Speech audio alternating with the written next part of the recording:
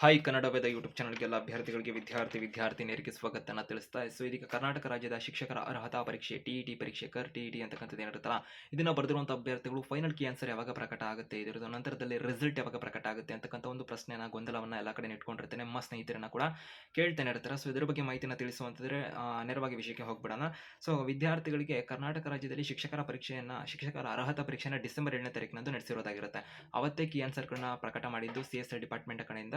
So ಅಂದರೆ 3.35 ಲಕ್ಷ ಅಭ್ಯರ್ಥಿಗಳು ಪರೀಕ್ಷೆ ಬರೆದಿರುವಂಥದ್ದಾಗಿರುತ್ತೆ. ಇದೀಗ ಆ ಒಂದು ಕೀ ಆನ್ಸರ್ಗೆ ಆಕ್ಷೇಪಣೆಗಳನ್ನು ಸಲ್ಲಿಸಲಿ ಅಂತಂದ್ಬಿಟ್ಟು, ಅಂದರೆ ಕೀ ಆನ್ಸರ್ ಏನು ಪ್ರಕಟ ಮಾಡಿದ್ರೆ ಅದರಲ್ಲಿ ಕೆಲವೊಂದು ಮಿಸ್ಟೇಕ್ಸ್ಗಳು ಕೂಡ ಕೆಲವೊಮ್ಮೆ ಆಗಿರುತ್ತೆ. ಆ ಕಾರಣಕ್ಕೆ ಆಕ್ಷೇಪಣೆಗಳನ್ನು ಸಲ್ಲಿಸಿ ಅಂದ್ಬಿಟ್ಟು ಕೂಡ ಇಲಾಖೆಯವರು ಅವಕಾಶನ ಕೊಟ್ಟಿದ್ರು. ಡಿಸೆಂಬರ್ ತಿಂಗಳ 9ನೇ ತಾರೀಕಿನಿಂದ ಡಿಸೆಂಬರ್ ತಿಂಗಳ 12ನೇ ತಾರೀಕು 2025 ತನಕ ಆಕ್ಷೇಪಣೆಗಳನ್ನು ಅಬ್ಜೆಕ್ಷನ್ ಅನ್ನು ಸಲ್ಲಿಸಲಿಕ್ಕೆ ಅವಕಾಶ ಇರುತ್ತೆ. ಅದಕ್ಕೆ ಸೂಕ್ತ ದಾಖಲೆಗಳನ್ನು ಕೂಡ ಇರಬೇಕು.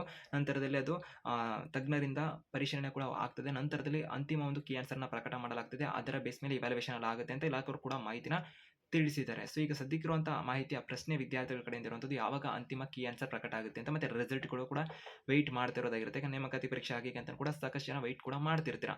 ಸೊ ಅದಕ್ಕೆ ಒಂದು ರಿಸಲ್ಟ್ ಅಂತಕ್ಕಂಥದ್ರ ಬಗ್ಗೆ ಮೊದಲನೇದಾಗಿ ಕೀ ಆನ್ಸರ್ ಬಗ್ಗೆ ಹೇಳುವಂತಂದ್ರೆ, ಕೀ ಆನ್ಸರ್ ಅಂತಕ್ಕಂಥದ್ದು ಇರುತ್ತಲ್ಲ, ಡಿಸೆಂಬರ್ 12ನೇ ತಾರೀಕು ತನಕ ಅಭ್ಯರ್ಥಿಗಳಿಗೆ ಒಂದು ಆಕ್ಷೇಪಣೆ ಸಲ್ಲಿಸೋದಕ್ಕೆ ಅವಕಾಶ ಇರೋದ್ರಿಂದ ನಂತರದ ದಿನಗಳಿರ್ತಾವಲ್ಲ, ನಂತರದ 3-4 ದಿನದಲ್ಲಿ ಫೈನಲ್ ಕೀ ಆನ್ಸರ್ ಪ್ರಕಟ ಆಗುವ ಸಾಧ್ಯತೆ ಇರುತ್ತೆ. ಯಾವಾಗಾದ್ರೂ ಕೂಡ ಪ್ರಕಟ ಆಗಬಹುದಾಗಿರುತ್ತೆ. ಅಂತಿಮವಾಗಿ ಅದರ ಒಂದು ಅದನ್ನೇನು ಡೇಟ್ ಏನು ಕೊಡೋದಿಲ್ಲ, ಅವರು ಡೈರೆಕ್ಟಾಗಿ ಒಂದು ಫೈನಲ್ ಕೀ ಆನ್ಸರ್ ಅಂತ ಅಂದ್ಬಿಟ್ಟು ಪ್ರಕಟ ಮಾಡ್ತಾರೆ. ಒಟ್ಟಿನಲ್ಲಿ ಡಿಸೆಂಬರ್ 12ನೇ ತಾರೀಕು 2025 ತನಕ ಆಕ್ಷೇಪಣೆಗಳ ಅವಕಾಶ ಇರುತ್ತೆ. ನೀವು ಕೂಡ ಆಕ್ಷೇಪಣೆ ಸಲ್ಲಿಸಬಹುದಾಗಿರುತ್ತೆ. ಅದಕ್ಕೆ ಸೂಕ್ತ ದಾಖಲೆಗಳನ್ನು ಹುಡುಕೋದ್ರ ಮುಖಾಂತರದಲ್ಲಿ. ನಂತರದಲ್ಲಿ ಅಭ್ಯರ್ಥಿಗಳಿಗೆ ಯಾವಾಗ ಅಂತ ಏನು ಕೇಳ್ತಿರಲ್ಲ, ಅದನ್ನೇ ಹೇಳಿರುವಂಥದ್ದು 3-4 ದಿನ, ನಂತರದ 3-4 ದಿನದಲ್ಲಿ ನಿಮಗೆ ಸಾಧ್ಯತೆಗಳಿರುತ್ತೆ. ಅಂದರೆ ಗೌರ್ಮೆಂಟ್ಸ್ನ ಒಂದು ಡೇಸ್ ಏನಿರುತ್ತಲ್ಲ ಅದಕ್ಕೆ ಸಂಬಂಧಪಟ್ಟಂತೆ. ಇವಾಗ ಆಲ್ಮೋಸ್ಟ್ ಇವಾಗ ಡಿಸೆಂಬರ್ 11ನೇ ತಾರೀಕು ಒಂದು ಗುರುವಾರ ಆಗಿರೋ ಕಾರಣಕ್ಕೆ 12 ಶುಕ್ರವಾರ 13ನೇ ತಾರೀಕು ಶನಿವಾರ ಇರೋದ್ರಿಂದ ಮಂಡೇ ಎಕ್ಸ್ಪೆಕ್ಟ್ ಮಾಡಬಹುದಾಗಿರುತ್ತೆ ಅಭ್ಯರ್ಥಿಗಳು.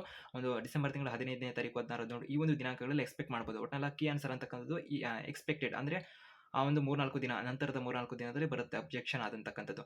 ಹಾಗಾಗಿ ಒಂದು ಫೈನಲ್ ಕೀ ಆನ್ಸರ್ ಎಲ್ಲ ಆಯ್ತು. ಇವಾಗ ರಿಸಲ್ಟ್ ಯಾವಾಗ ಅಂತಕ್ಕಂಥದ್ದು ಒಂದು ಪ್ರಶ್ನೆ ಇರೋದಾಗಿರುತ್ತೆ. ರಿಸಲ್ಟ್ ಬಗ್ಗೆ ಹೇಳುವಂತಂದ್ರೆ, ಇಲಾಖೆ ಕಡೆಯಿಂದ ಒಂದು ಏನು ಮಾಹಿತಿ ಪ್ರಕಟ ಆಗಿತ್ತಲ್ಲ, ಅಂದರೆ ಟಿಇಟಿ ಕರ್ನಾಟಕ ರಾಜ್ಯ ಶಿಕ್ಷಕರ ಅರ್ಹತಾ ಪರೀಕ್ಷೆಗೆ ಒಂದು ಎಕ್ಸಾಮ್ಸ್ಗೆ ಸಂಬಂಧಪಟ್ಟಂತೆ ನೋಟಿಫಿಕೇಶನ್ ಆಗುವಂಥ ಸಂದರ್ಭದಲ್ಲಿ ಕೂಡ ಕೆಲವೊಂದು ಮಾಹಿತಿಗಳು ಬಂದಿತ್ತು. ಇಲಾಖೆಯವರು ಒಂದು ಉದ್ದೇಶನ ಇಟ್ಕೊಂಡಿದ್ದಾರೆ, ಫಲಿತಾಂಶವನ್ನು ಪ್ರಕಟ ಮಾಡೋದಕ್ಕೆ ಸಂಬಂಧಪಟ್ಟಂತೆ ಏನು ಸ್ಕ್ರೀನ್ ನೋಡ್ತಿದ್ರಲ್ಲ, ಈ ಒಂದು ಮಾಹಿತಿ ಆ ಸಂದರ್ಭದಲ್ಲಿ ಇತ್ತು.